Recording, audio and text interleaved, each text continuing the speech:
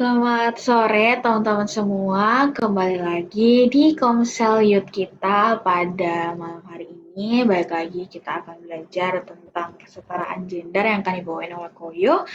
Sebelum mulai Komsel kita, mari kita siapkan hati, siapkan pikiran untuk memulai Komsel kita pada malam hari ini. Kita akan menyanyikan lagu Kemenangan Terjadi di Sini.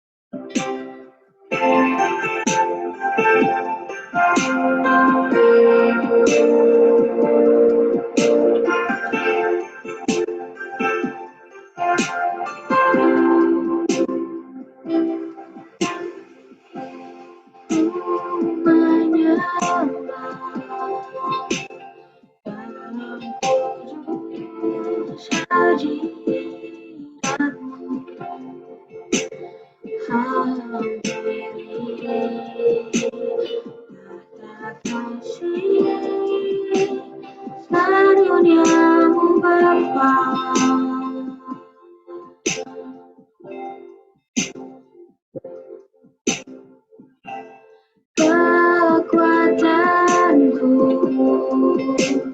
hanya dalam hadiratmu, Yesusku. Hanya Kaulah segalanya.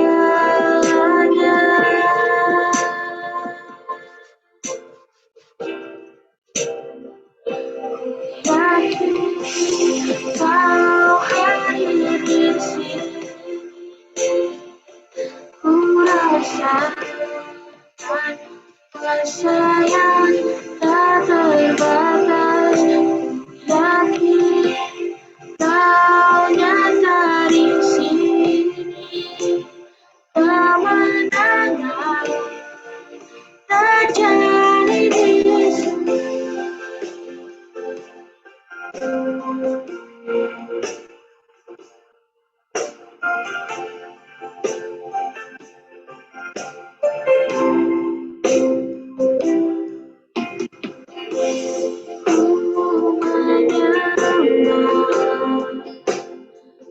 Dalam kudus hadiratmu,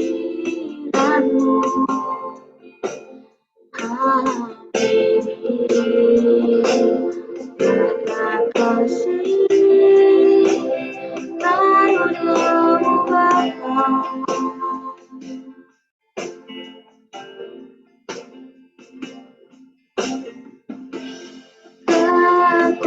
Kekuatanku hanya dalam hadiratmu, Yesusku. Hanya Kaulah segalanya.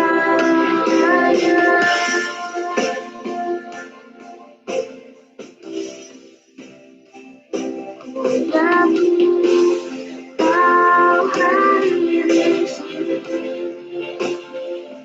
ku rasakan kuasa yang tak terbatas.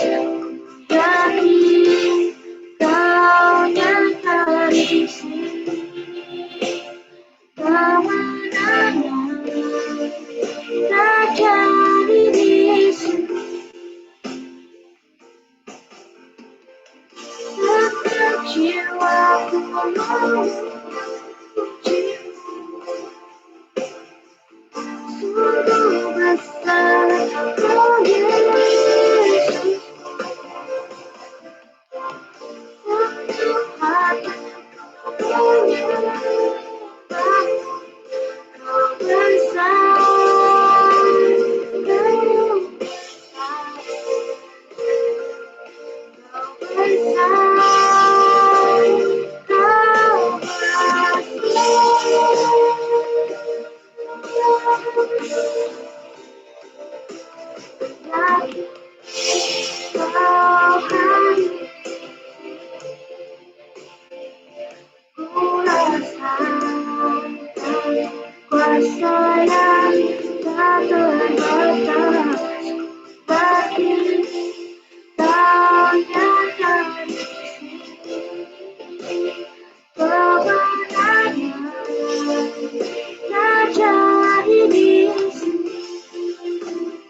kesembuhan terjadi di sini, kepastian terjadi di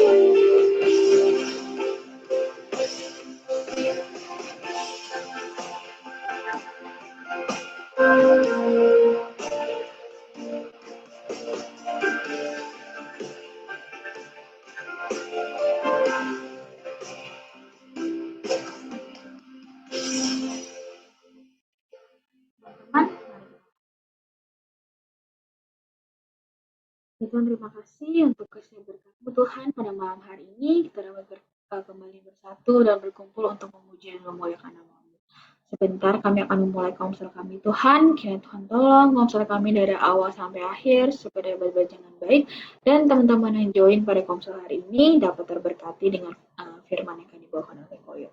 Terima kasih Tuhan. Dalam nama-Mu kami berdoa dan mengucap syukur. Amin. Aku mau nyapa lagi buat teman-teman semua. Hai teman-teman, balik lagi di komsel kita. Kita akan memulai komsel ini lagi dengan menyanyikan lagu Pelangi Kasih.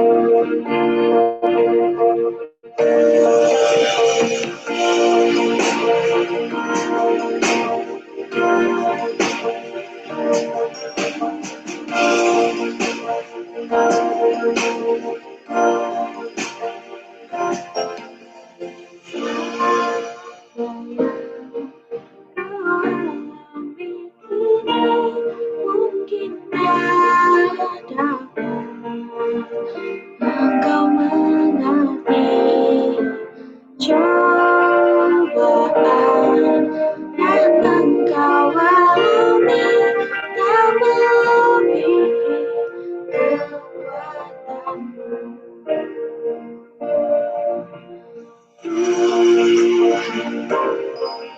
Tetap memberimu yang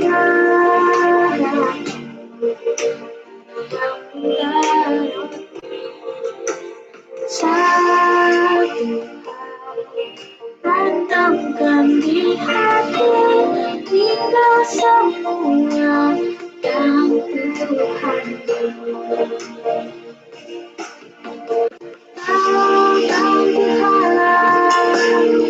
sedang mengindah suatu karya baru mulai saatnya takdir berhenti kau lihat mulai kasihnya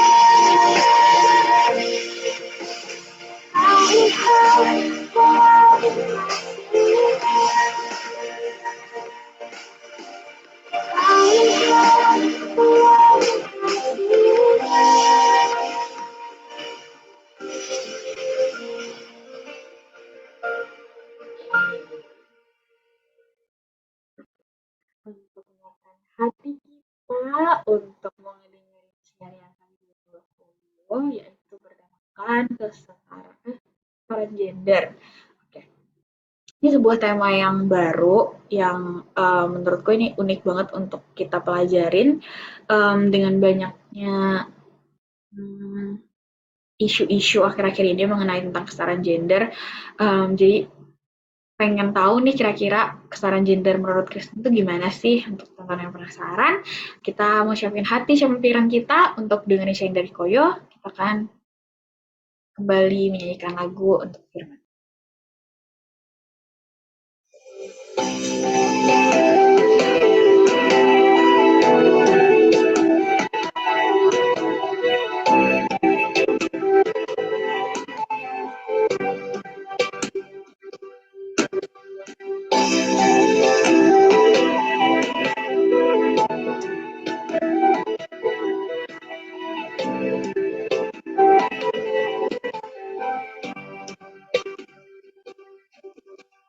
Aku tahu dunia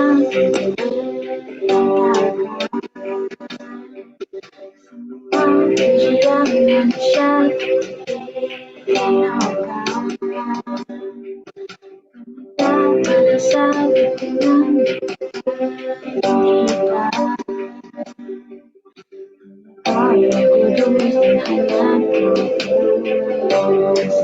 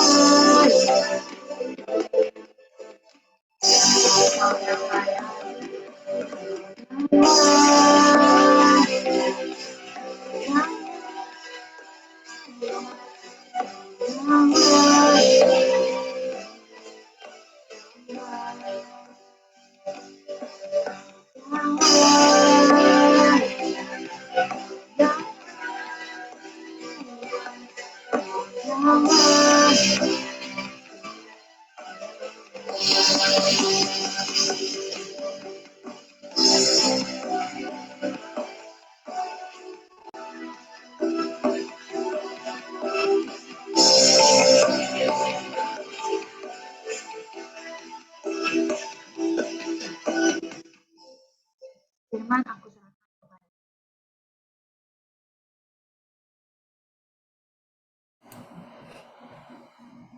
Oke, selamat malam teman-teman. Bisa dengar suara Ko Yonatan? Jelas kan? Oke, terima kasih Karin. Oke, selamat malam teman-teman. Senang sekali Ko Yonatan bisa menyapa, bisa hadir di Komsel pada malam hari ini.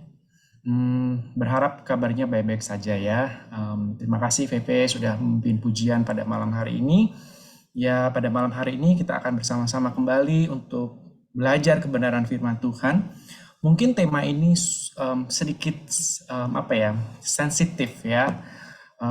Diawali dengan gender equality, dengan persamaan gender. Nah, minggu yang lalu Kaniko kan sudah membukanya dengan epic dengan tema non-negotiable issues. Ada berbagai macam issues, ada berbagai macam dilema, dan ada berbagai macam inilah anak-anak muda. Wow. Dan inilah yang harus kita cermati, tidak hanya cermati, tapi kita juga harus hati-hati dan kita juga harus berwas-was nih. Apakah kita dipanggil untuk menjadi sama seperti dunia atau mungkin berbeda dengan dunia ini? Nah, kalau kita berbicara tentang gender, tentang non-negotiable issues dengan berbagai macam trendingnya sekarang itu memang sangat unik ya, apalagi kita kan anak-anak muda yang sukanya mungkin apakah kita terbawa arus ataupun tidak terbawa arus. Dan bagaimanakah dengan pandangan kehidupan umat Allah, anak-anak Tuhan ini yang dipanggil tidak menjadi serupa dengan dunia, tetapi menjadi sama seperti Kristus. Nah, teman-teman, kita akan sama-sama belajar, tapi sebelumnya kita akan bersama-sama berdoa terlebih dahulu ya. Yuk, kita tunduk kepala dan kita akan minta pimpinan Tuhan. Mari teman-teman kita berdoa. Bapa di surga, kami sungguh bersyukur Tuhan untuk kesempatan pada malam hari ini. Kami boleh bersama-sama kembali untuk memuji dan memuliakan nama Tuhan. Di akhir pekan di hari Jumat, kami boleh bersama-sama menaikkan pujian kami. Dan tiba saatnya Tuhan, kami boleh kembali disegarkan akan kebenaran firman-Mu. Buka hati, buka telinga kami, dan buka akan seluruh kehidupan kami. Untuk kami tidak hanya mendengar, tetapi kami juga dapat melakukannya di dalam kehidupan kami hari lepas hari. Berfirmanlah Tuhan, kami ingin mendengar dan kami juga boleh melakukannya, dan kami boleh menjadi anak-anak Tuhan, anak-anak yang Tuhan pakai di dalam kehidupan kami dimanapun kami berada. Kami berdoa untuk setiap teman-teman yang boleh hadir. Kami berdoa juga untuk teman-teman di luar sana yang mungkin ingin hadir, ataupun di dalam keterbatasan mereka ataupun kesibukan mereka. Kami percaya bahwa Tuhan juga menyertai. Kami berdoa untuk seluruh internet dan juga untuk media yang boleh kami gunakan. Kiranya Tuhan boleh berkati. Terima kasih Bapa di surga, di dalam nama Tuhan Yesus Juru Selamat kami yang hidup. Kami sudah berdoa dan mengucapkan syukur kami. Amin. Oke teman-teman, ya kembali lagi untuk masalah gender equality. Nah ini kan berbicara tentang kesamaan gender nih. Bagaimanakah kesamaan gender ini kita hayati, tidak hanya kita hayati, tetapi kita juga dapat melakukannya, dan otomatis kita tidak memilih-milih, dan otomatis kita tidak menyampingkan ataupun meminggirkan ataupun tidak menyukai seperti itu. Nah, bagaimanakah anak-anak Tuhan yang dipanggil dengan mewarnai dunia yang berbeda, tetapi kita juga bisa menyatakan itu adalah kebenaran Kristus. Kebenaran seperti apakah yang harus kita nyatakan? Kebenaran seperti apakah yang harus kita lakukan? Bukan untuk terjerumus, bukan untuk kita masuk ke dalamnya, tetapi itu akan memberikan warna yang berbeda. Minggu yang lalu non-negotiable issues ini kan ada beberapa contoh-contoh yang bagus sekali, yang unik sekali, yang boleh diterapkan di dalam kehidupan kita hari lepas hari dengan kenyataan, dengan background, dengan contoh yang banyak, apalagi di dunia tren sekarang ini. Nah, berharap pada malam hari ini kita sama-sama belajar, dan Koyo juga berharap ini tidak menjadi seperti kelas, oke? Karena topiknya sungguh sedikit sedikit susah, tapi Koyo juga mengemasnya tidak terlalu susah juga. Jadi berharap kita semua dapat memahami semuanya dan kita boleh mengerti dan melakukannya di dalam kehidupan kita, seperti halnya kita sebagai anak-anak muda yang diutus keluar untuk menjadi saluran berkat buat orang lain. Teman-teman, berbicara tentang gender equality, nah ataupun persamaan gender, menurut teman-teman apa sih? Mungkin teman-teman bisa menggambarkan nih di benak kalian, mungkin apa sih gender equality ini, persamaan gender menurut teman-teman apa itu? Mungkin teman-teman bisa sharing, mungkin teman-teman bisa chat di chat box. Ya, menurut teman-teman apa itu kesamaan gender itu? Boleh? Kita sama-sama belajar ya. Pengertian dari kesamaan gender tuh apa sih teman-teman? Kira-kira nih.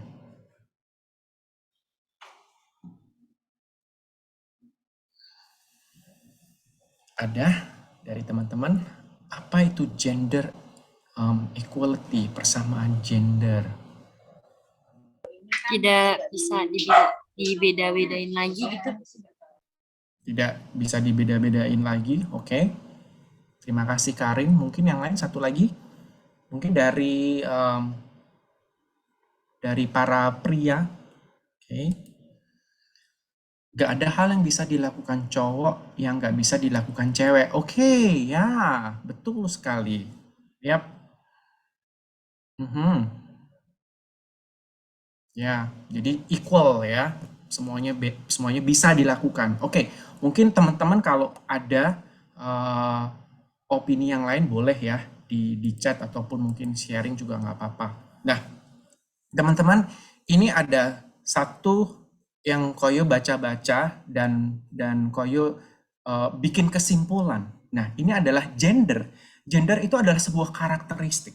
Ya, gender itu adalah sebuah karakteristik yang memang bisa dipertukarkan tergantung dengan kondisi, tergantung dengan tempat, dan tergantung dengan keadaan. Tadi Nia sudah mention ya, bisa dipertukarkan, bisa perannya ini bisa dilakukan.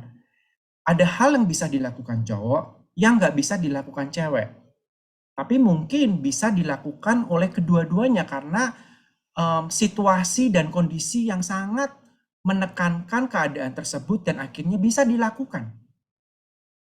Nah, itu adalah sebuah gender, yaitu karakteristik yang bisa saling dipertukarkan antara satu dengan yang lain, yang dapat dimiliki oleh kedua-duanya, tergantung dengan keadaan dan situasi. Tetapi jelas sekali, Allah itu membedakan jenis kelamin manusia, tetapi tidak membedakan peran antara keduanya. Jadi adalah peran seorang laki-laki adalah peran seorang laki-laki, dan peran seorang perempuan adalah peran seorang perempuan. Dan itu adalah jenis kelamin manusia yang memang tidak dapat dibedakan antara keduanya ataupun tidak dapat ditukar ya, ataupun kita sudah tahu nih antara transgender itu sendiri tidak dapat dipertukarkan. Tetapi antara karakteristik itu dapat dipertukarkan antara satu dengan yang lainnya yang bisa dimiliki oleh kedua-duanya karena situasi, karena sebab dan akibat tersebut. Nah, ini adalah kesetaraan gender.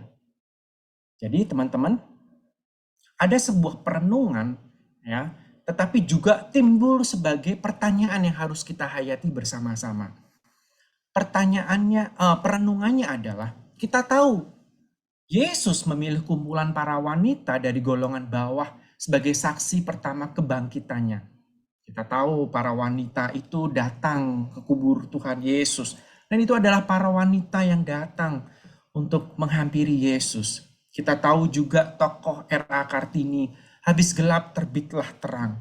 Nah, ini adalah sesosok wanita yang pertama kali, sesosok kaum wanita yang memang diperuntukkan, yang memang dapat mengerti antara kesamaan dan antara peran wanita itu tersendiri. Pada dasarnya adalah memang dia adalah wanita yang berani untuk menampilkan keyakinannya bahwa kesamaannya, bahwa antusiasnya itu seorang wanita. Tetapi setelah kita menjadi perenungan itu sendiri ada beberapa pertanyaan yang timbul.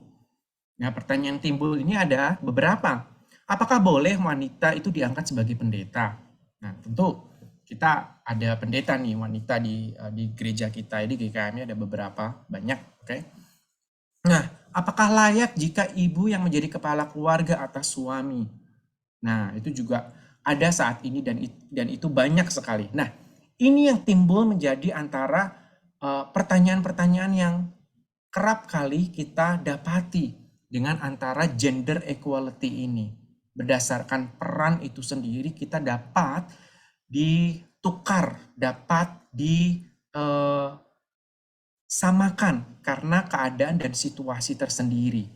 Nah, teman-teman, juga kita bisa lihat di dunia ini bahwa wanita itu sama seperti properti suami. Sebagai pekerja dapur, ya udahlah, pekerja di dapur yang harus berhenti dan harus menikah, kalaupun harus menikah dan punya anak, ya wanita seperti itu ya pada dasarnya. Dan mungkin sebagai pribadi yang tidak laku jika belum, ini kan menjadi problem juga.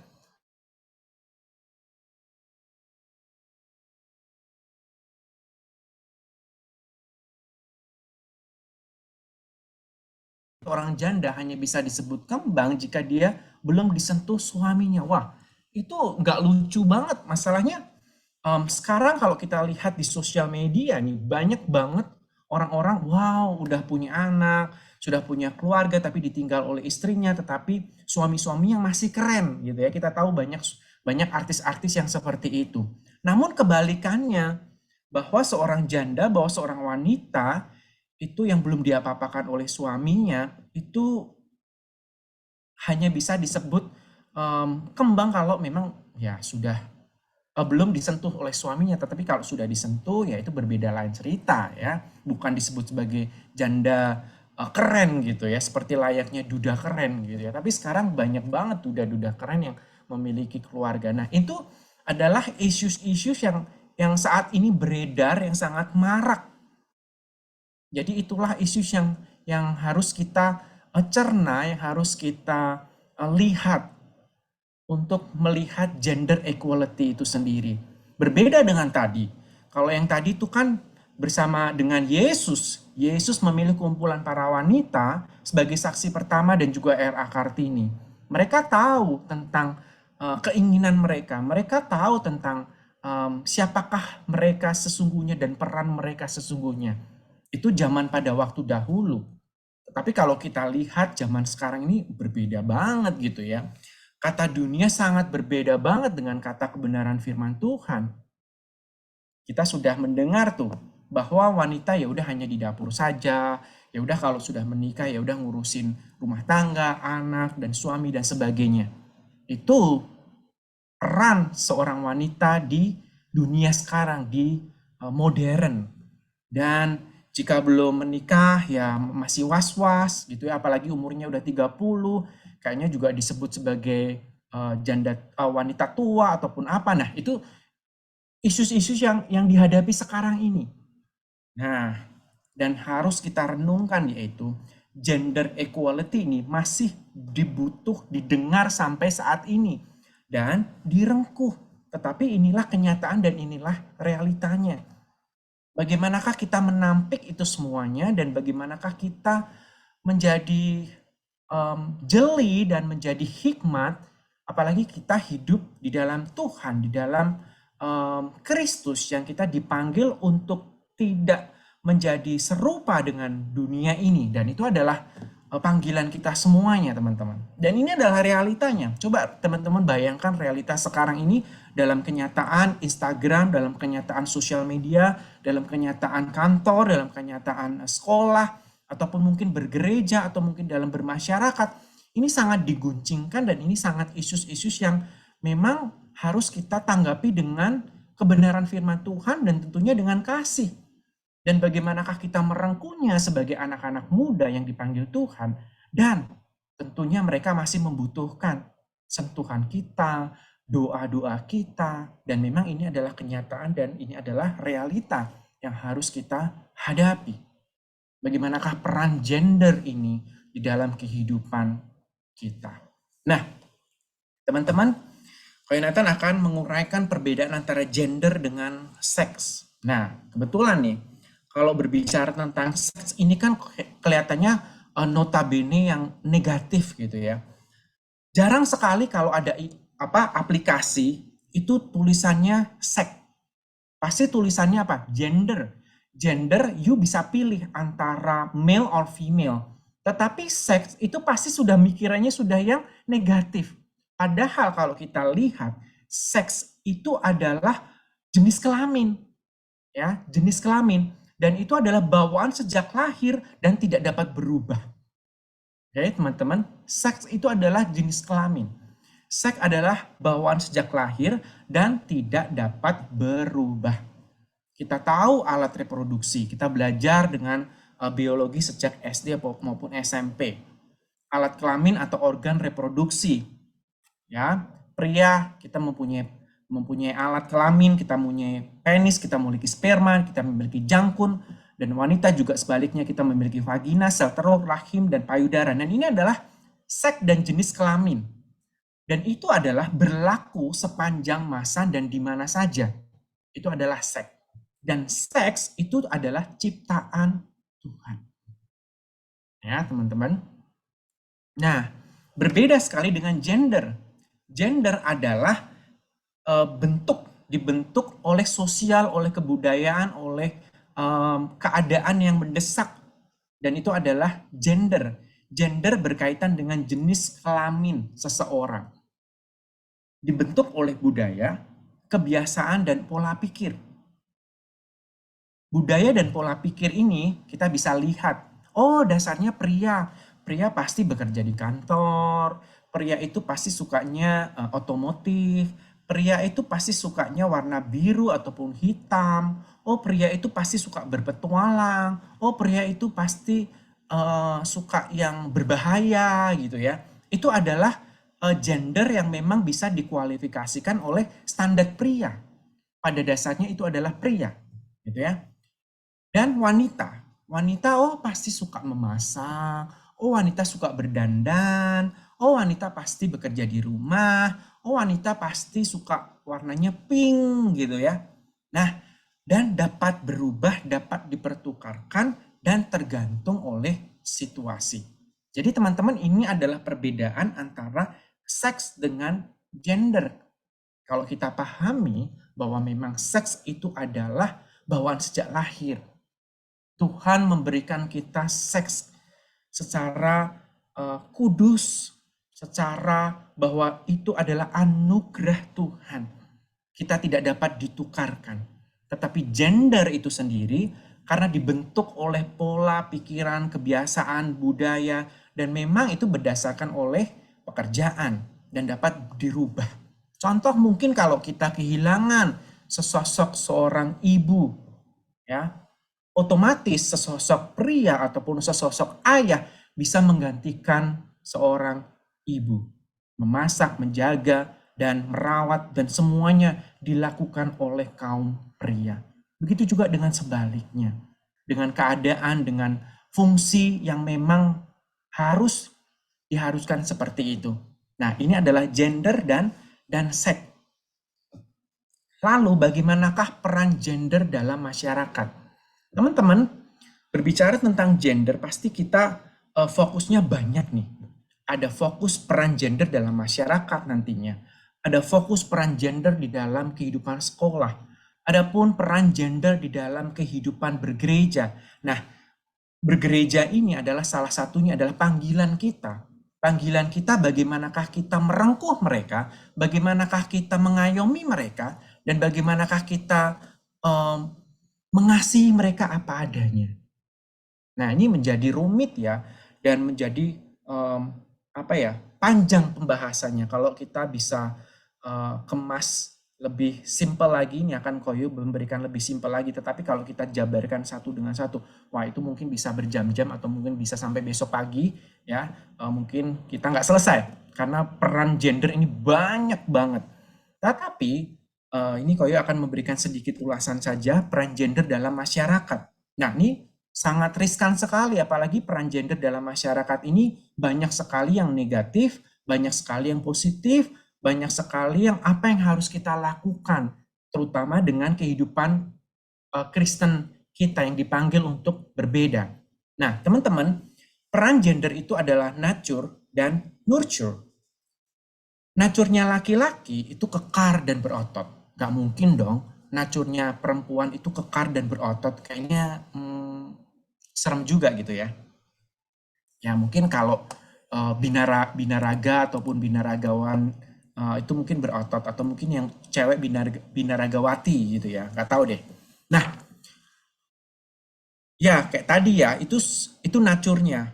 Kalau pria mempunyai penis dan sebagainya, memiliki tubuh yang lemah, mengandung, melahirkan, dan menyusui. Peran laki-laki tidak bisa dipertukarkan.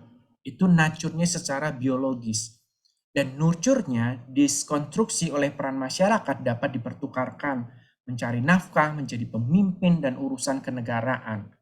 Dan dalam peran masyarakat akan membedakan bagaimana perlakuan masyarakat terhadap laki-laki dan perempuan dalam menentukan peran dan fungsinya. Nah, ini adalah peran dalam kehidupan masyarakat. Peran dalam kehidupan masyarakat ini terutama di dalam gender ini sangat membedakan dalam pekerjaan ya. dalam pekerjaan ini sangat jelas sekali. Nggak mungkin kalau seorang cewek itu ngangkat barang-barang yang berat contohnya. Nggak mungkin kalau seorang wanita itu bekerjanya hampir sama kayak pria, gitu ya. Nggak mungkin juga. Tetapi juga ada yang cowok yang mungkin pekerjaannya yang bisa dilakukan oleh kaum wanita, ya bisa tergantung dengan pekerjaan. Ya, jelas teman-teman. Jadi tergantung pekerjaannya ini bisa dipertukarkan, membedakan perlakuan masyarakat dan ada label di situ. Oh, ternyata peran di situ bisa dilakukan oleh kaum pria. Oh, pekerjaan tersebut bisa dilakukan oleh kaum wanita. Begitu juga dengan sebaliknya. Dan itu kan menentukan peran dan fungsinya. Nah, teman-teman, itu adalah gambaran peran gender dan fungsi dan arti dari gender. Saya berharap ini jelas teman-teman berbicara tentang kesetaraan gender berdasarkan nature kita, berdasarkan nurture kita, dan berdasarkan fungsinya antara gender dan seks. Lalu yang harus kita pahami bersama-sama, bagaimanakah perspektif kebenaran Alkitab ini terhadap kesetaraan gender. Nah, ini yang akan kita bahas bersama-sama. Apa kata kebenaran firman Tuhan tentang kesetaraan gender? Kalau kita ingat ya, laki-laki adalah manusia yang pertama yang diciptakan oleh Allah. Dan Allah melihat tidak baik kalau laki-laki itu hanya sendiri. Lalu diciptakannya perempuan dari tulang rusuk laki-laki untuk menjadi apa? Penolong. Kalau kita lihat di dalam Kejadian 2 ayat 28, Allah menciptakan perempuan sebagai apa? Penolong laki-laki yang sepadan. Ya, ingat teman-teman, sepadan, equal, tidak dijajah, ya, tetapi equal. Karena menjadi penolong, membantu, dan menjadi satu. Kalau kita lihat juga penciptaan dan juga untuk mandat, apa sih mandat manusia itu? Di Kejadian 1, 26 ayat 28, Allah menciptakan manusia, yakni laki-laki dan perempuan secara sejajar. Allah memberkati laki-laki dan perempuan serta memberikan hak dan peran yang sama apa? Untuk bertanggung jawab mengurus segala ciptaannya. Nah, ini adalah mandat yang diberikan oleh manusia yang pertama, Adam dan Hawa. Oke, mereka mempunyai mandat, mereka mempunyai peran, mereka mempunyai tanggung jawab yang sama, di mana Allah memberikan ciptaannya kepada mereka. Dan mereka tidak hanya, oh aku mengurusin ini, oh aku mengurusi itu, oh aku tidak mau bekerja berat. Tidak, mereka mempunyai equal. Ya, mereka memiliki kesamaan untuk mengolah seisi dunia ini yang diberikan oleh Allah untuk mereka. Bayangkan kalau mereka itu, Hani contohnya gitu. Aku nggak mau kerja yang itu, Han. Apakah mungkin si Adam ini bekerja sendirian? Tidak. Apakah juga Adamnya berkata kepada Hawa kalau dia tidak mau melakukan karena itu adalah pekerjaan wanita? Tidak seperti itu. Adam dan Hawa mereka bekerja bersama-sama. Tujuan jelas sekali, diberikan hak untuk mengurus segala ciptaan. Dan jelas sekali bahwa Allah memberikan seorang wanita kepada laki-laki untuk menjadi penolong. Bukan untuk menjajah, bukan untuk memerintah, tetapi menjadi penolong yang sepadan, menjadi penolong yang setia. Jadi teman-teman, berbahagialah kita kalau kita mempunyai teman, kalau kita mempunyai sahabat, kalau kita memiliki mungkin masa depan kita sesosok pria ataupun sesosok wanita yang sepadan dengan kehidupan kita. Berbahagialah apalagi kalau calon pasangan kita adalah calon pasangan yang takut akan Tuhan. Kita bersama-sama untuk saling melayani. Tidak adanya mana yang tinggi ataupun mana yang rendah, semuanya dilakukan bersama-sama. Nah, Allah menciptakan manusia itu dalam bentuk tunggal. Kemudian membuat mereka bentuknya jamak. Ya, penuhilah bumi itu banyak sekali. Manusia dibentuk memang satu tubuh ketika Adam dan Hawa. Tetapi Allah memberkati mereka. Allah memberi tanggung jawab untuk mengurus segala ciptaannya. Nah, ini teman-teman yang pertama yang harus kita pahami, bagaimana Allah menciptakan manusia yang pertama Adam dan Hawa dan perannya dalam kesetaraan gender. Laki-laki itu disebut dengan kata maskulin, ya, maskulin, dan perempuan dengan sifat feminis. Hal ini menunjukkan bahwa tidak ada manusia yang lain diciptakan oleh Allah selain dari jenis maskulin dan feminim, dan tidak dapat dipertukarkan. Namun sama-sama merupakan manusia yang mencerminkan akan gambar akan ciptaan Allah, serta keduanya diberkati dan diberikan kuasa yang sama oleh Allah di dunia ini. Jadi teman-teman, tidak hanya berlaku bagi Adam dan Hawa, tetapi seluruh ciptaan, seluruh kehidupan kita. Kita ini adalah diciptakan Allah. Selain maskulin dan feminim, kita juga mencerminkan akan gambar Allah. Dan keduanya diberkati dan diberikan kuasa untuk mengelola dan bertanggung jawab. Jadi teman-teman, apa yang Tuhan sudah berikan dalam kehidupan kita, baik itu di sekolah, baik itu di dalam keluarga, di dalam bergereja, di dalam apapun yang kita lakukan, kita diberikan kuasa untuk bertanggung jawab akan tugas dan tanggung jawab yang Tuhan sudah sediakan di dalam kehidupan kita. Nah, ada satu tokoh yang sangat menarik. Saya percaya bahwa kalian semua teman-teman sudah mendengar cerita ini. Ini adalah cerita tentang bagaimana Yesus memperjuangkan seorang wanita. Yesus berjuang tentang kesetaraan gender. Kalau teman-teman kita bisa, ya teman-teman mungkin tahulah cerita ini dari Yohanes 8 ya. Yohanes 8 ayat 1 sampai 11, perempuan yang berzina. Di sekolah minggu ataupun mungkin dimanapun, kita sudah mendengar tentang cerita ini. Apa yang dapat kita pelajari dan bagaimanakah ceritanya? Nah, kalau kita lihat di situ, ini adalah cerita tentang bagaimana para ahli Taurat dan orang-orang Farisi, ya, ahli-ahli Taurat dan orang-orang Farisi membawa kepada Yesus seorang wanita yang kedapatan apa? Berzina, ya. Dan mereka itu menyeret wanita tersebut, membawanya kepada Yesus yang kebetulan saat itu sedang mengajar di rumah ibadat. Di teks itu jelas sekali bahwa ahli Taurat dan orang-orang Farisi mempunyai intensi khusus kepada Yesus, ya, yaitu seorang wanita yang kedapatan berzina. Dan ini adalah sebuah jebakan, ya, sebuah jebakan. Tuhan Yesus juga tahu maksud mereka. Dan ini adalah pilihan yang sangat rumit, di mana Yesus juga mengetahui akan tradisi-tradisinya. Di mana Yesus mengatakan untuk mengadili perempuan tersebut, dia justru akan diadukan kepada Romawi. Tetapi kalau Yesus melarang menghukum perempuan tersebut, mereka akan berdalih bahwa Yesus itu sama sekali tidak mematuhi hukum Musa. Jadi inilah maksud dan tujuan orang-orang Farisi dan orang-orang Taurat untuk membawa perempuan ini kepada Yesus. Dan bagaimanakah peran Yesus ini antara hukum Romawi dan juga antara hukum Taurat Musa. Tetapi sangat-sangat menarik kalau kita pahami bagaimana Yesus memperjuangkan kesetaraan gender. Di sinilah Yesus tampil sebagai feminisme. Di sinilah Yesus tampil tidak hanya tampil sebagai pejuang kesetaraan, tetapi juga Yesus mengasihi dan merengkuh wanita ini. Itu sungguh luar biasa.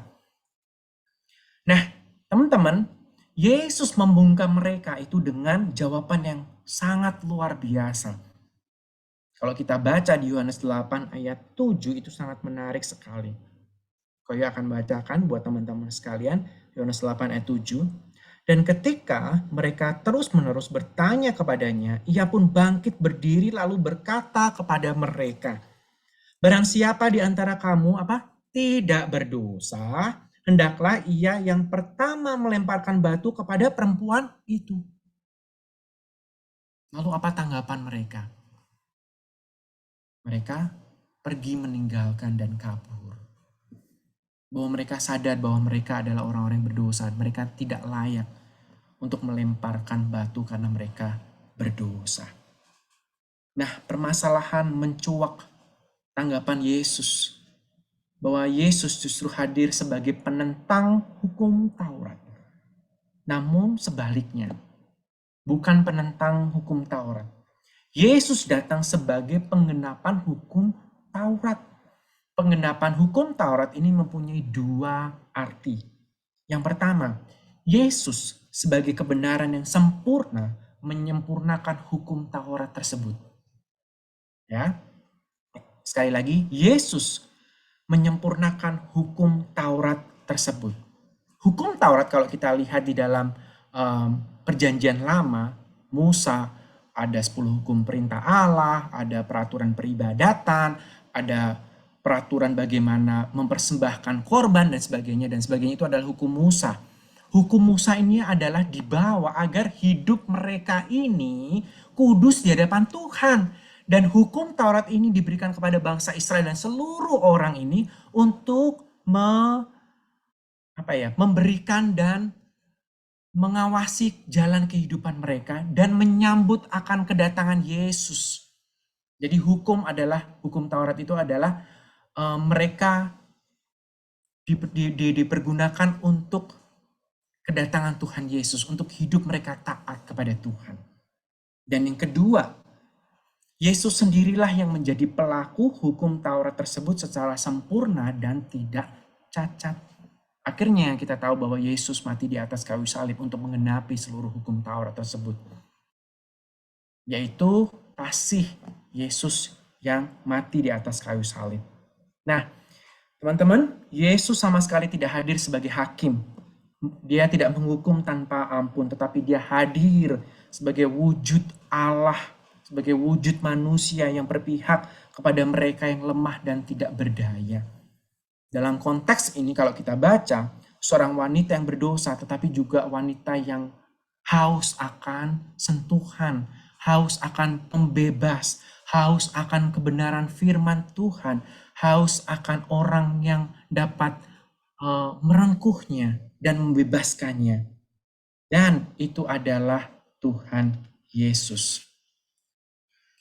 Bahwa perempuan ini merindukan Tuhan untuk meletakkan tangan atasnya sehingga mereka dapat berdiri tegak sebagai manusia. Bayangkan di dalam situasi dan kondisi seorang wanita, budaya patriarki. Kita tahu budaya patriarki. Budaya patriarki pada waktu itu adalah dijalankan atas dasar status laki-laki yang notabene lebih kuat dibandingkan perempuan. Dan itu yang dialami oleh perempuan ini yang kedapatan berdosa dan diskriminasi. Kalau kita lihat secara detail, pasti unik. Kenapa wanita yang harus berkorban? Padahal laki-laki juga salah gitu ya. Kenapa nggak dua-duanya dibawa gitu ya? Dan harus dihukum. Kenapa harus wanita? Kan kasihan gitu ya. Memang wanita ini bersalah, tetapi kalau kita lihat seorang laki-laki juga salah gitu ya. Kok hanya wanita gitu? Nah, ini dalam konteks budaya patriarki, posisi laki-laki. Alkitab dan budaya patriarki atas pandangan masyarakat orang Yahudi, perempuan dipandang sebagai bulian. Perempuan dipandang sebagai rendah. Jadi sangat menyedihkan sekali teman-teman. Kalau kita lihat di dalam konteks perempuan yang berzina ini. Jadi setelah Yesus tampil, Yesus menjunjung tinggi kesamaan gender. Kita tahu bahwa cinta kasih yang dihadirkan oleh Yesus itu menjadi satu-satunya jalan yang perlu dipraktekkan melalui tindakan pengampunan. Nah, ini adalah bagaimana Yesus tampil sebagai konsep pembebas perempuan dari budaya patriarki. Merupakan sebuah hal yang sangat pelik sekali dalam kehidupan bermasyarakat, terutama orang-orang Yahudi. dikarenakan kebudayaan yang mendarah daging yang sangat kental sekali, diturunkan dari generasi ke generasi. Karena itu perlu adanya sebuah loncatan, perlu adanya sebuah reformasi, perlu adanya pendobrak antara patriarki ini menjadi sebuah pengampunan, menjadi sebuah pembebas. Bukan dalam hal pengertian meniadakan unsur-unsur atau nilai-nilai budaya, tidak, tetapi sekedar memperjuangkan akan kemanusiaan yang merupakan hak untuk semua orang. Nah, inilah tujuan bagaimana Yesus hadir membebaskan seorang wanita yang sedang berzina. Di sini Yesus tampil menjadi sesosok manusia yang memperjuangkan kesamaan gender. Nah, tidak hanya Yesus ketemu dengan seorang perempuan yang berzina. Tetapi kalau kita lihat ada banyak beberapa contoh Alkitab peran dari gender. Yang pertama yaitu dari Deborah, ya, Hakim-Hakim 4. Teman-teman bisa membacanya. Ini banyak sekali ya tokoh-tokoh Alkitab untuk peran gender. Yang pertama itu Hakim-Hakim. Kita bisa lihat nih contoh dari karakteristik seorang Deborah ini, ya. Bukan Ci Joyce ya, tetapi Deborah di dalam Hakim-Hakim 4. Oke, teman-teman.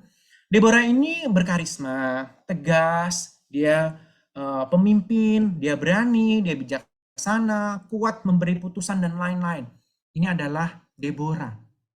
Ya, perempuan yang pemberani, tegas, karakteristik dan berkarisma. Wah, itu nggak gampang.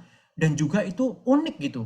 Wanita yang berkarisma, tegas, juga bisa memimpin, juga berani, bijaksana, kuat memberi putusan. Wah, itu langka sekali. Tetapi zaman dulu di dalam perjanjian lama, Deborah ini sangat orang segan gitu dengan Deborah. Itu adalah kualitas karisma seorang wanita. Wah, kalau dipikir-pikir ada nggak ya orang seperti itu? Apalagi seorang wanita gitu ya, yang berkarisma gitu ya, yang tegas, memimpin, berani, bijaksana, memberi putusan. Wah, kalau dipikir-pikir ada nggak ya wanita sekarang kayak seperti itu?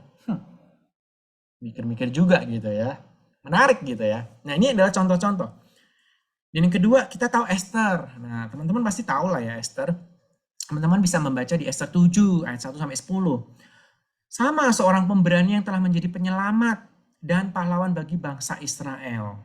Ya, seorang berani dan bijaksana, kuat juga.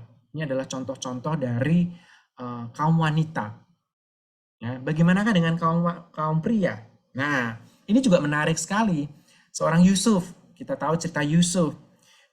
Kalau dilihat Yusuf ini, saya sangat senang sekali, terutama dengan karakternya yang apa ya, melankolis, yang sabar, yang lembut. Akhirnya dia pecah gitu ya. Kedapatan bahwa saudara-saudaranya dia nggak kuat gitu ya. Koyo bisa membayangkan kalau itu pun Yonatan dengan apa ya, dengan kelemah lembutan, dengan kesabaran, dengan perhatian itu ada di diri Yusuf. Ya, teman-teman bisa membacanya di Kejadian 45 ayat 1 sampai 28, yaitu lemah lembut, sabar, penyayang dan perhatian. Oke. Bisa juga kita lihat di dalam cerita Ishak, ya, Kejadian 26 ayat 1 sampai 35. Dia sabar, rendah hati dan mengalah. Tentang kambing dombanya. Nah, itu tentang Ishak. Dan yang kita pelajari yaitu tentang Yesus sendiri. Yesus yang lemah lembut, Yesus yang mengasihi sesama, Yesus yang perhatian kepada banyak orang. Ini adalah sesosok Yesus. Nah, kalau dipikir-pikir nih, cowok-cowok nih, antara Yusuf, Ishak, dan Yesus, pasti kebanyakan ini sifat-sifat wanita gitu ya. Sifat-sifat wanita, benar Kak? Ada lemah lembut, sabar, penyayang, perhatian, rendah hati, mengalah, mengasihi, mengampuni, itu kayaknya kebanyakan itu sesosok wanita kebanyakan. Ya, tapi berbeda. Tapi itu malah ada didapatin oleh seorang pria gitu ya. Lemah lembut, sabar, penyayang, perhatian, rendah hati dan mengalah dan sebagainya. Itu didapatin oleh seorang pria. Jadi teman-teman, peran gender itu bisa dapat dirubah tergantung dengan situasinya. Ya. Kita lihat, kita sudah mengerti jelas bukan bagaimana seorang wanita, contohnya Deborah, Esther, dan bagaimana contoh seorang pria, Yusuf, Iskak, dan Yesus itu sendiri. Dan itu adalah peran gender di dalam kebenaran firman Tuhan. Mungkin ada banyak lagi dari peran-peran gender di dalam kebenaran firman Tuhan. Manusia dalam bentuk laki-laki dan perempuan merupakan mitra yang sederajat dan hendaknya kita saling tolong-menolong dan untuk kemuliaan nama Tuhan. Jadi teman-teman, manusia itu dibentuk dalam kerupaan laki-laki, dalam sesosok perempuan yang merupakan sederajat, yang merupakan berpadanan, saling tolong-menolong, dan semuanya itu untuk kemuliaan nama Tuhan. Tidak ada peran yang lebih penting, tidak ada peran yang lebih rendah, semuanya sama. Tetapi dalam perbedaannya, kamu laki-laki dan engkau adalah perempuan. Tuhan menciptakan sederajat, saling menolong dan saling menopang, saling mengasihi dan saling membutuhkan. Ini adalah peran dan kesamaan gender. Bagaimanakah dalam kehidupan kita, teman-teman? Apa yang dapat kita lakukan dengan kesamaan gender ini di dalam kehidupan keseharian kita, di dalam sekolah, di dalam tempat gereja, di dalam keluarga, dan dalam kehidupan bermasyarakat? Apa yang dapat kita lakukan? Apakah kita membeda-bedakan gender? Apakah kita memilah-milah antara gender? Tetapi pada malam hari ini, mari kita sama-sama kita dipanggil untuk mengasihi, untuk mengampuni, dan untuk mengayomi, dan untuk membawa mereka karena kita sama dan karena kita setara, karena kita dipanggil untuk bersama-sama mewarnai dunia ini, bukan untuk memilih dan bukan untuk memilah-milah antara gender. Kiranya Komsel dan kiranya firman ini bisa kita pahami bersama-sama dan kita juga bisa menerapkannya di dalam kehidupan kita hari lepas hari. Teman-teman, mari kita tundukkan kepala dan mari kita berdoa. Yuk, mari kita berdoa. Bapa di surga, kami bersyukur untuk malam hari ini kami boleh dibukakan oleh satu kebenaran firman Tuhan mengenai gender equality. Terima kasih ya Tuhan untuk banyak sekali kebenaran firman-Mu yang boleh kami pelajari dan tokoh-tokoh firman Tuhan yang boleh kami pahami. Terlebih kami boleh memahami dan mengerti akan Yesus yang hadir, Yesus yang membawa pengampunan, Yesus yang memilah antara patriarki, tetapi mereka memiliki kesatuan dan kesamaan.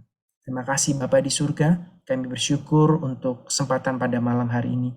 Biarlah kami semuanya anak-anak muda di tempat ini, kami boleh bersama-sama bergandeng tangan. Kami boleh bersama-sama untuk memuliakan nama Tuhan. Tidak hanya kami melihat akan kesetaraan perbedaan gender, tetapi kami boleh bersama-sama saling mengasihi, saling melakukannya hanya untuk kemuliaan nama Tuhan. Terima kasih Tuhan, dan biarlah Roh Kudus terus tinggal di dalam kehidupan kami dan berbicara di dalam kehidupan kami hari lepas hari, sehingga kami boleh menjadi serupa dan sehingga kami boleh menjadi anak-anak Tuhan. Terima kasih Bapa di surga, hanya di dalam nama Kristus Tuhan dan Juru Selamat kami yang hidup, kami berdoa dan mengucapkan syukur kami. Amin.